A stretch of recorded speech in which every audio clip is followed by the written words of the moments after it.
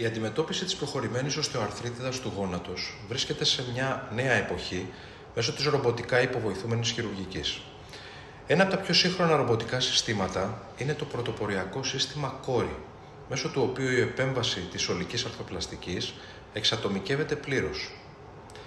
Το σύστημα πραγματοποιεί μια τρισδιάστατη ψηφιακή χαρτογράφηση της άρθρωσης μέσα στο χειρουργείο, επιτρέποντας στον χειρουργό να σχεδιάσει αρχικά και να τοποθετήσει στη συνέχεια εμφυτεύματα τελευταίας τεχνολογίας με απόλυτη ακρίβεια, σεβόμενος την ιδιαίτερη ανατομία του κάθε ασθενούς. Στο Ολύμπιο Θεραπευτήριο στην Πάτρα διαθέτουμε μια εξειδικευμένη εμπειρία 7 ετών στη διενέργεια αυτής της προηγμένης χειρουργικής μεθόδου. Τα ωφέλη για τον ασθενή είναι καθοριστικά. Ελάχιστος τραυματισμός των υγιών ιστών, σημαντικά λιγότερος μεταχειρητικός πόνος και άμεση κινητοποίηση.